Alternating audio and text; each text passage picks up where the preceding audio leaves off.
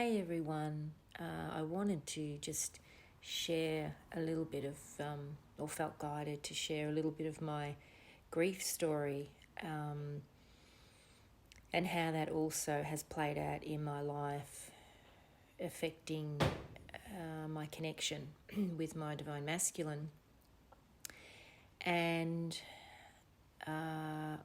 this is something I probably wouldn't have thought of doing in a video. I just felt to do it this particular time because I've been talking with a friend who's actually going through grief, and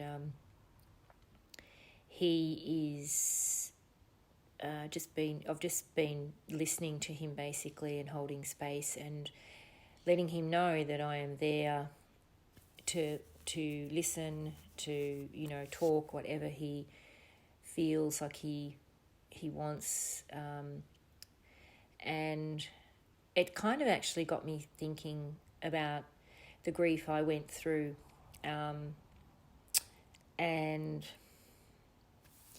then I realized how more deeply connected it is to also around my connection and union, and how that has played out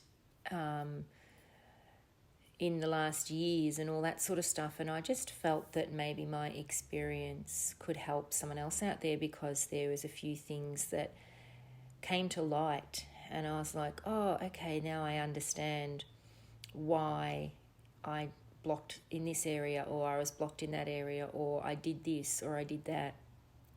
And so I thought my experience might help someone else, and I just felt this time that I want to do it in an audio. So here goes, guys. So I lost my dad when I was 29, and I was, or what I thought, pretty close to my dad. And when I lost him, there was a whole, there's other stuff going on. I was there for my mum. She came to stay with me for a while. And I was running a 7-day-a-week business at the time. There was a lot of things going on that I guess, even though I was trying to grieve, I was also suppressing my grief because I was trying to be there for Mum. I was trying to, obviously I had a business to go to 7 days a week, customers coming in all the time, so I couldn't be there, crying all the time and things like that. At the time I had a husband that was helping me a lot through it. He was helping me in lots of ways. He would be in the business more than me. He would attend to things so I didn't have to, things like that. But I had a lot going on. We had a toddler. So, as they say, sometimes we don't have a lot of time to really process our grief when life is still moving forward. And I didn't realize until a few years later that I really hadn't processed as much as I should have. And I ended up having a breakdown. And it was really hard on me, and then it became hard on everyone else around me, and I realised I would have been just better off not trying to keep it all together in the first place and really going through it then. But I don't really want to touch on that so much as some other things that I want to touch on, but that just gives you a bit of a underlying sort of story about how that happened. And then what I felt at the time, I didn't kind of really realize until years later, those parts of my grief that I never processed. So, and that's what I want to talk about, and how that affected then my relationship in connection to my divine masculine. Because even if you're listening to this and you don't have a divine masculine or divine feminine counterpart here with you, or it doesn't matter. It's going to affect the way you look at, or the way you have a relationship with other people. So for me, losing my dad that was the masculine energy. And so it affected the relationship I have to men, the relationship I have to the masculine. And I'm just going to share. So obviously, you know, if you lose your mother, it's going to affect the relationship you have to the feminine. And I get that we have both masculine and feminine, but I'm talking here in the relationship, and I'll explain. So with my dad, he was pretty quiet, but he had that two sides to him actually, and he could be very quiet, aloof, easygoing, that sort of energy, and then there was another side to him that he could snap and get very aggressive, and so for me though, I always felt, particularly growing up, being spiritually connected, I could feel his energy so well, and I always felt like there was another side to Dad that we never saw. I just felt like he wasn't going deep enough, you know. And I do come from a generation where a lot of men didn't do that, you know, they didn't share their emotions and their feelings and stuff. But for me, I always felt like Dad and I were close. I had a connection with him. It was definitely unconditional love. Like, he was a really good father in lots of ways. He worked a lot, and I was always trying to get to do things with him, get his attention and stuff like that, spend more time with him. But he was a good dad, and that was my era. They kind of went out to work a lot, and then had their own time and shared a little bit of time that they could with their kids and stuff like that. Anyway, I always felt there was this part of him that I didn't get to see, that he didn't open up. And there was like this part that I wanted to go deeper with him. That generation doesn't always express their love. So I always knew my dad loved me, but I don't remember many times that he told me he loved me. And even though I knew that sometimes, you know, depending on your personality, your nature, what you're like, sometimes you want to hear that, like that somebody loves you. You want to hear those words.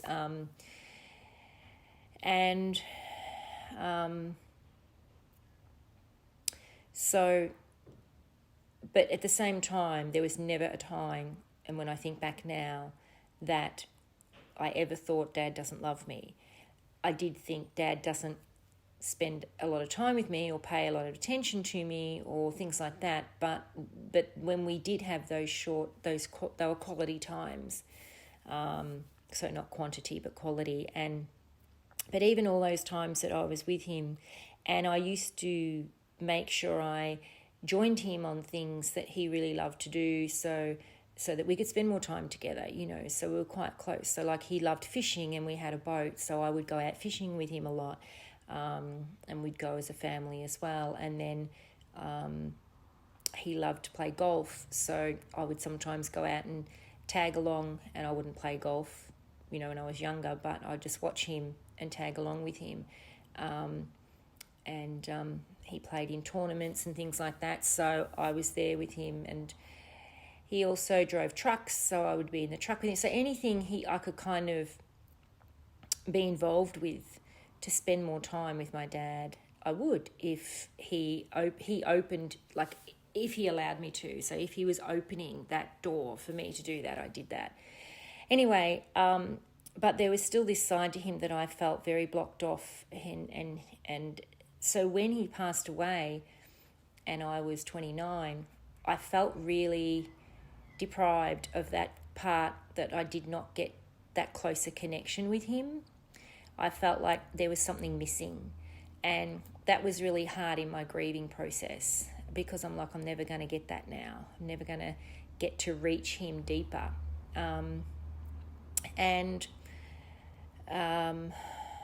Also,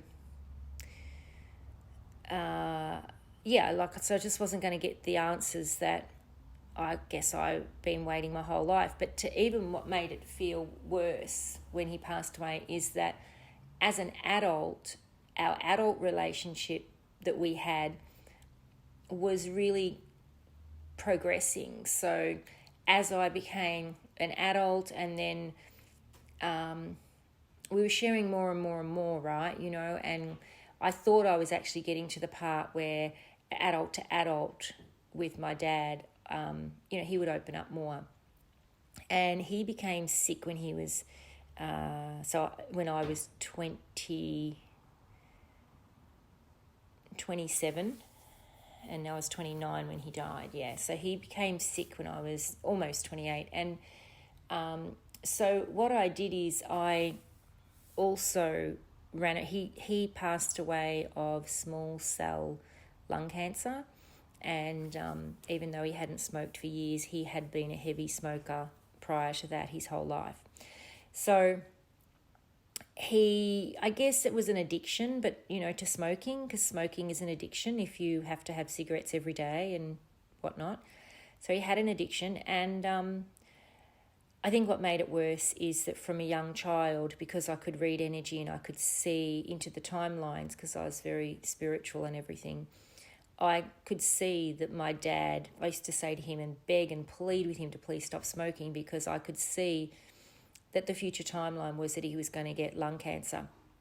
And I actually used to say to him, I don't want you to die of cancer. And he's like, oh, I'm not going to die of cancer. I'm fine, da-da-da-da. And then, as we grew up, he did die of cancer. But I tried everything in my power to heal him. And we went through a lot of traditional medicines, and then when that didn't work or only worked a certain amount, we went into natural therapies and everything like that. And that's a whole other story. I do talk about it in my book, but if anyone's interested in reading about that. But when he passed away, the interesting thing was that I felt that, the treatment that I was using was actually healing him. And when he went back to the doctor, his tumour had gone. And but he didn't have the will to keep living. And he just was exhausted. And I felt like he gave up and he left. And one of the conversations that we had was about me I was crying and I was sort of asking him, please stay for me, don't give up. And his response was that he just wanted to go. And I do talk about that conversation in my book as well, but I'm just going to touch on it very briefly here. But when he left and he died a week or two later, I felt guilt. I felt a lot of guilt that I couldn't keep him alive, and B, I felt very rejected because, in grief, I know sometimes we can make it all about us, but it's just how the emotions flow, I felt that he didn't love me enough to stay. He didn't love me enough to stay, because I asked him, I said to him, please don't leave me. And I said, we've gotten through this, we've fought it so much, and we're now kind of on the other side of it. And he just didn't want to keep going. And he said, I've had enough. And his way of living, if he had kept going, was the more natural way, no red meat, watching what you eat, juices, all that sort of stuff. And I couldn't understand how somebody would not have been willing to change their diet and stay with their family and have a life themselves, or choose to leave because, in his words, I can't live like that because I've never lived like that. And so for me, it was a choice. I just couldn't understand that choice.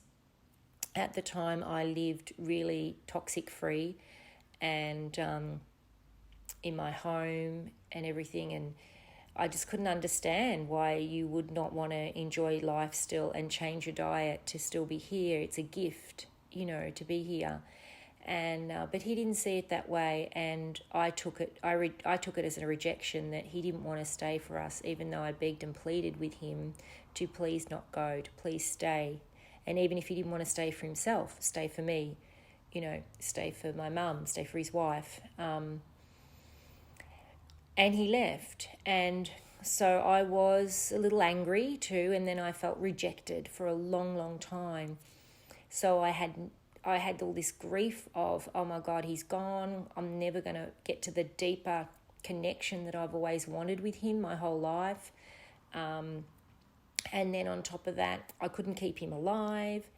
And then on top of that, he didn't want to stay around for me. He didn't love me enough to stay. And I told myself that story for many, many, many years. And I think that's why I pushed away the grieving process, because it was really hard for me to face those things in my grief. And it wasn't until later years when I started doing my inner child healing work, when I went fully onto my spiritual path, and I could actually see things. And it was really interesting, because I just feel I need to share this little bit here. My first coaches that I had, my very, very first session I had with them, and they, I'm Australian, they're American, they didn't know hardly anything about me, to be honest. And this wasn't meant to be a reading, psychic reading or anything like that. It was a coaching session to help me, get to the core wounds and of my healing work, my inner child work, all of that. And they said to me, as soon as I started, it was like they could not even get past, this was coming through about my dad. And I said, what do you mean? And they said, they didn't even know my dad had passed. And they said, your dad is really coming through to us, heads up, wanting to tell you that he's the reason that you have a lot of blocks. And he blames himself and da-da. And I had no idea what they meant at the time, because at the time I had not processed that part of my grief, like years later. And I thought, I kind of realised that I had felt a bit abandoned. I realised that, he didn't want to stick around. And I realised that I had felt rejected in that. I also felt that I, was a little bit felt guilty about not being able to keep him here. But I felt like I kind of let go of it. I didn't feel like it was a big factor, anymore in the situation of my healing. And anyway, I come to understand then later when we started the healing work that that's what he meant by showing up and saying that he blames himself for things. And again, I was just like, no, he's fine. He was a great dad, da, da, da, and I just blocked it. And so I didn't realize along my journey, and this is exactly what I did with my Divine Masculine. This is how it affected me. So one of the really interesting things that you'll hear when you listen to this is how that plays out, because it's an unconditional loving connection with your parent, how that plays out with your unconditionally loving parent with your divine counterpart here. And how that played out is that exactly the same way. So my fear was that I was going to lose my Divine Masculine like I lost my father. My fear was that I was not going to be able to get deep with him to really fully connect with his feelings and emotions and his wounding and all that sort of stuff and help him. There was a part of me, yes, that I came in too strong of like, because I'm the fix-it girl. Like, I just want to help you. I just want to fix you. I just want to, and that never works. It just pushes people away, And then there was that part that I wanted to get in deep with him, but it didn't really give him the chance because the fear came in of like the rejection. So what I felt with my dad with the rejection, I was feeling scared that my Divine Masculine was going to reject me and do the same thing. And then there was if I get too close, I'm going to lose him like I lost my dad, right? Because there's that, oh, I love my dad so much unconditionally. He was a big part of my world. I lost him. And I was scared of losing my divine masculine if I open up and we got together and all of that. I was absolutely terrified that I might lose him. And then there was also the part of, I just had a bit and I lost it. The part of when I felt that Dad didn't love me enough to stick around, and that I had that fear with my divine masculine as well. Is he going to love me enough to stick around? Anyway, every single one of those things I just said that I feared came true, and that played out from my fear because I projected that out, and that's what happened in my reality. So my reality, I had walls up already because of the fear, so my divine masculine couldn't really get through the walls. When he did, I wasn't really listening. I had a fear he was going to leave, so he kept leaving. I had a fear that he wasn't going to come back, so he didn't come back. I had a fear that I wasn't going to be able to really express myself with him deep enough because of my walls up to have him truly see me at my core and love me for that. So I, in lots of ways, covered up who I was, even though in these connections we can see right through each other and we know what's really happening. But that also reflects that energy onto them, so then they do the same thing. And what else? Like, there was just so many, basically every fear, insecurity, feeling I felt with my dad was projected onto my connection with my divine masculine. And it's basically like, until I was able to heal what I had with my dad and all of those things, it's not going to heal for my connection, because I'm still going to project that energy out, right? Because I'm still going to have those fears, or I'm still going to have that feeling of rejection, or I'm still going to have whatever it is that I felt with my dad. So I understand, fully now why my dad came through many years ago in that first session and said that I am, I'm so sorry and I'm the problem, and she's going to have to heal things with him. And they said to me, what happened with him that you need to heal? And nothing. He was a great dad. I couldn't think of anything at the time because I wasn't going deep enough to even be able to express in my grief what I felt, the guilt I felt, the rejection I felt, the feeling that he didn't love me enough to stick around. And then as soon as every time my divine masculine, okay, sorry if I'm sounding a bit funny, but I just bit my tongue actually before I hopped on to do this, and it's now a bit sore, and it's really, when I talk, like I'm putting my mouth in a different way. But anyway, just side note there. So my, what was I up to?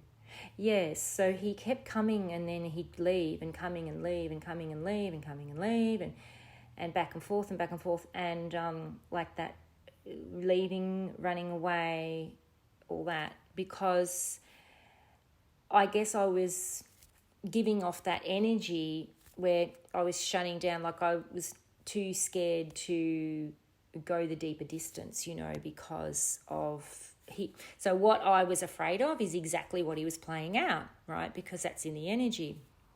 So, and that's what kept happening. And I had the fear that he would leave me, and he did. And then I had the fear that he would always keep leaving me, and he did.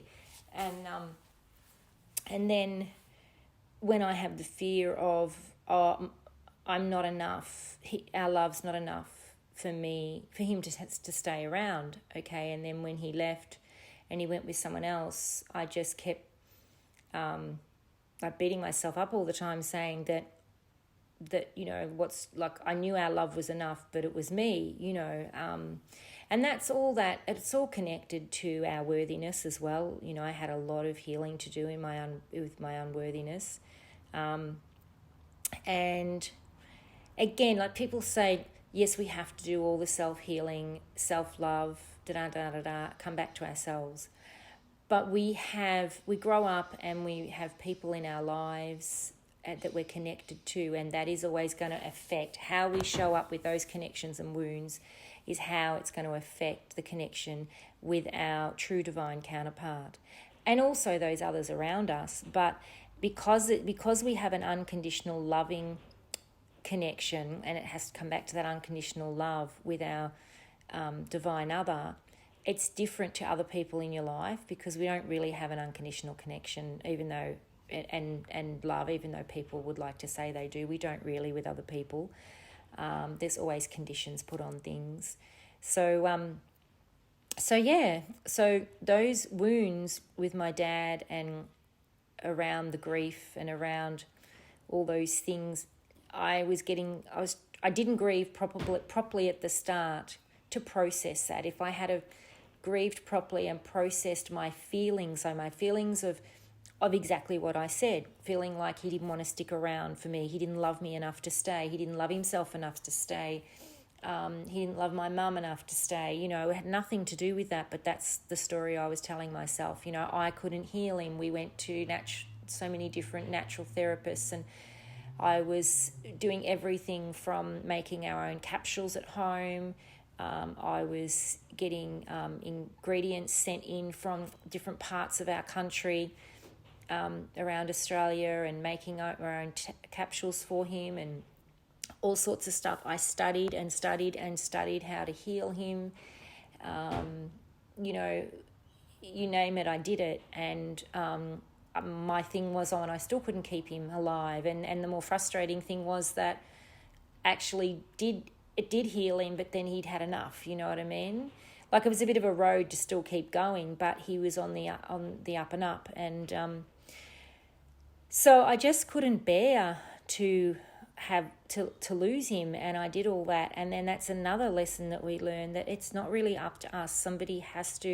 Every individual has to take responsibility for their own life, their own health. And we can help, but you can't keep, you know, as that saying, leading a horse to water. You can be that person there to help them and assist them and guide them and have the information and say that, you know, but that person has to be all in as well. And that's with everything in life. So coming back to grieving, I guess the main part I wanted to share is that when you lose somebody so close to you, that you are then going to, a lot of wounds are going to come up, like things of, because everyone wants to always just look at the amazing things about that person and the relationship you had with that person. But what happens in grief that's underlying that people don't understand, that is anger and all sorts of things, is that there's going to be times where it's going to bring up a lot of wounding. You know, there's probably times you might have had arguments with that person that weren't resolved and you thought you'll do that one day and it doesn't happen. Or like me, I always tried to get deeper to my dad because he was so aloof, and I felt like I'm his daughter. Why can't he express things to me? You know, why can't he share things with me? And I told myself the exact same story with my divine masculine. Why can't he open up to me? Why can't he share things with me? Why can't he feel comfortable in expressing things with me? And I just felt the same as my dad. Like, you know, to me, I felt the same as my divine masculine. Like, you're so close in a connection with somebody. What's wrong with you? You can take it on as yourself, you know, like, what's wrong with me that they don't feel like they can express themselves? And it's not really to do with us, it's to do with them and what they've got to process and go through and heal in themselves before they open up. And you know that saying, they say you can only love someone as deep as you are willing to open to love yourself. And I never agreed with that statement at first, but when you actually go deep into that, it's correct. And someone can love you so much, but if they can't open to receive your love, then they can't necessarily show you the love they're feeling for you. They can't express it as well as they'd like to. They're like got these blocks up and walls around, and that was the same as me, and it was the same for my divine masculine, and we mirrored that. And you got to go back and look at the wounding, where it came from, to heal that, and then that heals it for the connection, and because that energy then changes in the connection. So for instance, when I was so terrified of losing my divine masculines, because I lost my dad, and the pain I felt in that, I didn't want to feel that pain again. So you meet that person, and you're feeling that, oh my God, I could feel this pain again if this person leaves me, if this person doesn't, goes and doesn't come back. If I lose this person, I'm going to feel this horrible pain again that I felt, and I don't want to feel that. So you don't realize you're doing it, but you block yourself and you don't open up fully. You block your heart. And it's it's the most ridiculous thing when you think about it to say, but it's almost like you want to be with them so much, but it's like you're so scared, and you don't even realize you do this. You're so scared that the pain of losing them overtakes the fact of, the fear. And like the fear takes over basically the love. And that's why we always talk about, you got to put the love first, right? And then, but that can happen, and so you got to heal those parts. And then when you heal and you just like, okay, well, it's for me also, as I was telling this friend, one of the biggest parts of me healing my grief with my dad was when I did go further on my spiritual path, and I learnt that he just transitioned, to the other side, and his spirit lived on, and so I started to connect with him. And that was actually helped my healing, because I connected with him, and he would come in and he would speak to me. He would speak to me a lot. And when he first transitioned, he said to me, I will come to you in my dreams, because he knew I wasn't fully open to my spiritual path then and listening to everything.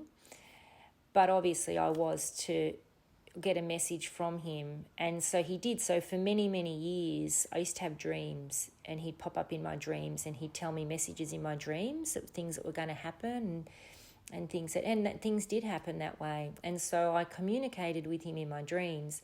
And then as I got deeper into my healing with him, and he felt that I was ready, to actually have a conversation with him when I was consciously awake and not just in my dreams, he then started coming to me that way, and he would tell me things, and he'd help me with my connection. And he was the one that, that's why he came straight through to my coach and said that, because he wanted to help me really. And I'm like, how can he help me with my connection? Well, he knew that I was blocked in so many ways because of him, and because of our relationship that we had to heal that, so then it would be healed for my relationship and connection with my divine masculine.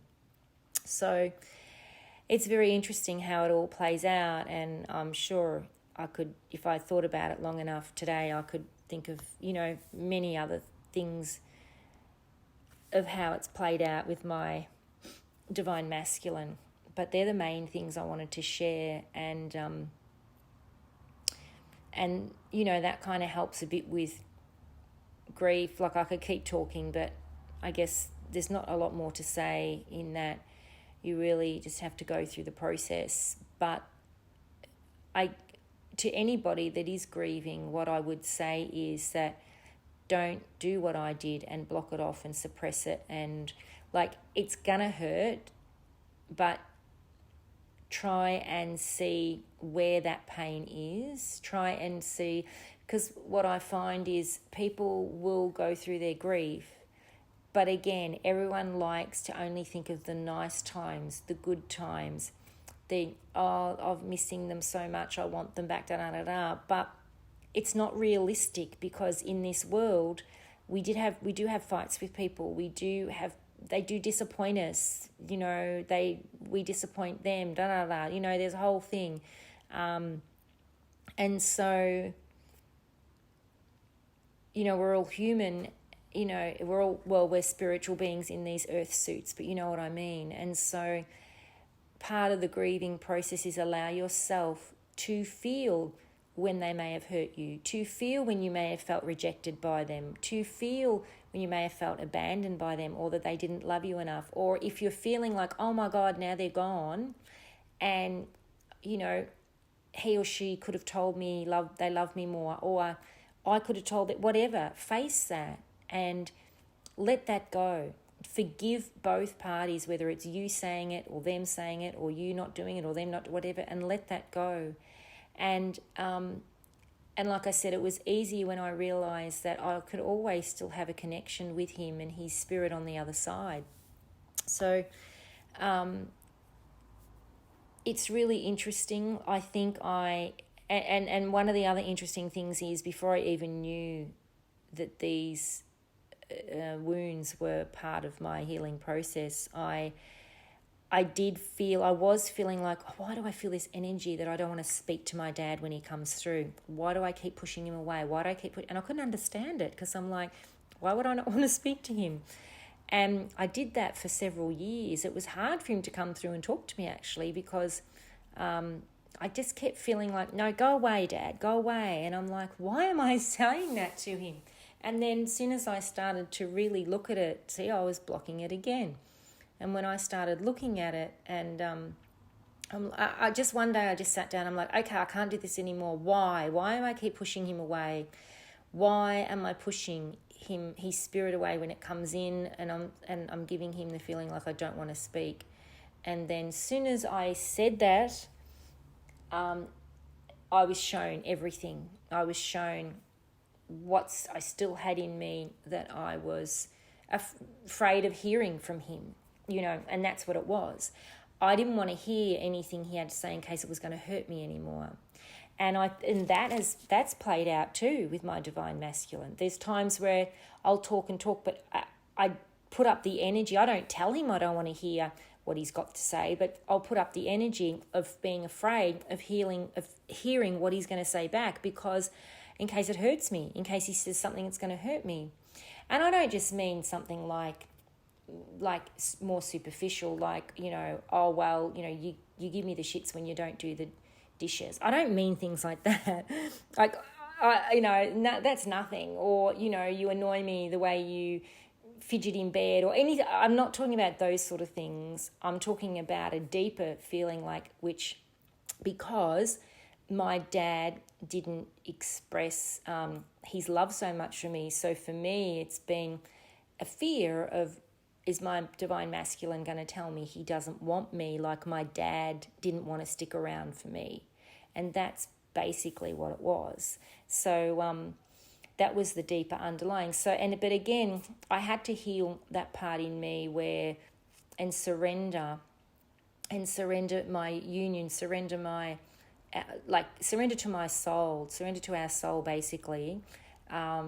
Anyway, and just do my own healing work, my own self-love work, and which I did, and then just surrender to our soul and hold space and just be in the presence of the now, and just know and just be open. So for me, not trying, I guess is what I'm saying. For me, just being open, no walls, opening that energy back up. And because we can only really attend to ourselves, that changes the energy, but we have to work on ourselves first to do that. And then And then that's the new energy is what we're projecting out, as we know, which I'm always talking about energy and things, on my channel and on my Instagram page. But I wanted to share that, and I do apologise for it being sort of a longish one, but I'm not really apologising for it, because you can't rush these things when you're talking about grief, and when it's just got to flow, and if someone's not interested in hearing it all, they'll just switch off. I can't be bothered anymore trying to succumb to people's society programming of what it should be like, and who's got the longest or shortest attention span or whatever. I'm just gonna do me and put my content out, and whoever listens, whoever is meant to listen will be drawn to listen to this. So I hope that explains a bit about grief, and that's what I was saying.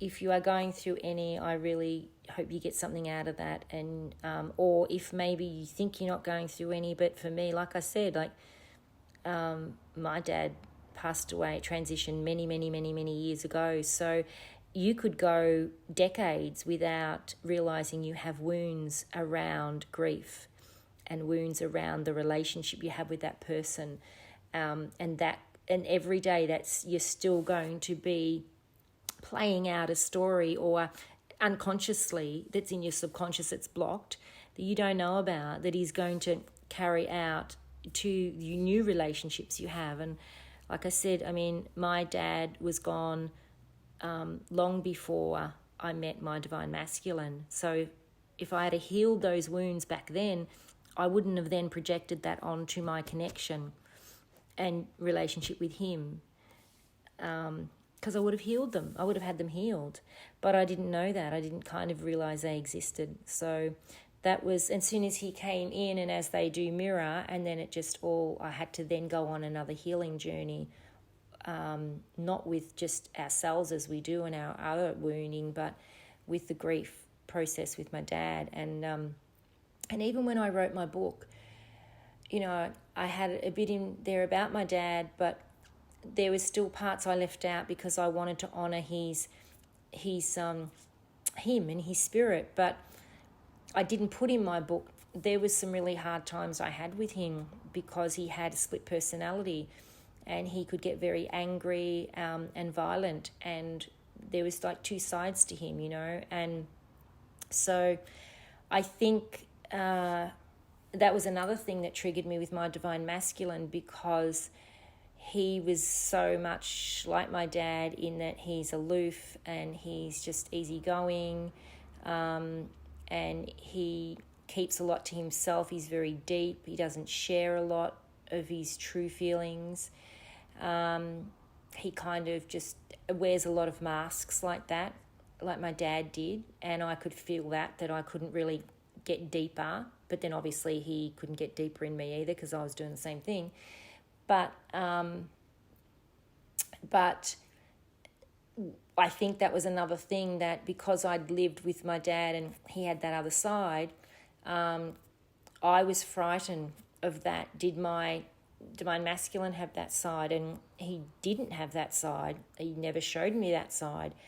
But that doesn't mean that I was still not afraid of him maybe being like that and showing me that side. Because to me, you got to remember, as a child, we see a role model in our parents, and if we come across other people in our lives that we are connected to that have the similar personality or similar, what they do, we're just going to automatically put them in that category and think that they're going to be the same.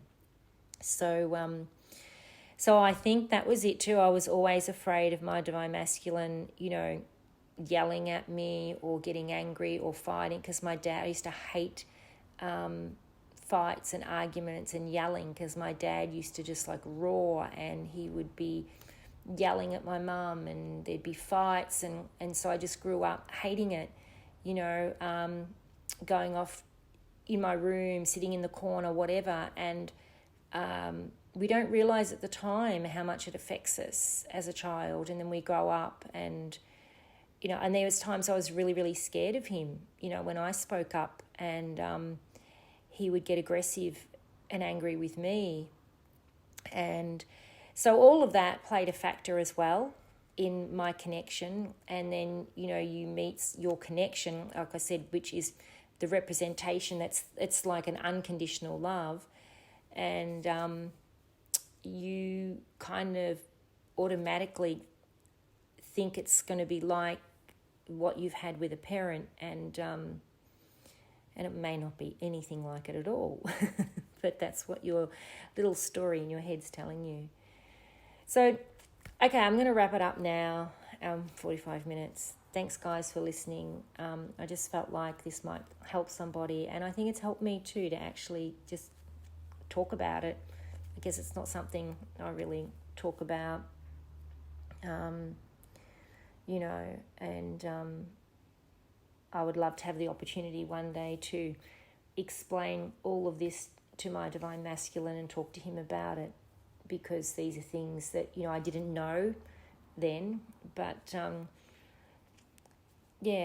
anyway, I'm glad I have shared it. And, if you have any comments, put it underneath if you would like to. And if you'd like me to do a little bit more on this or something, let me know. Probably covered a lot anyway. So, all right, guys, take care. Thank you for listening if you're still here after all this time. All right, peace out. Bye.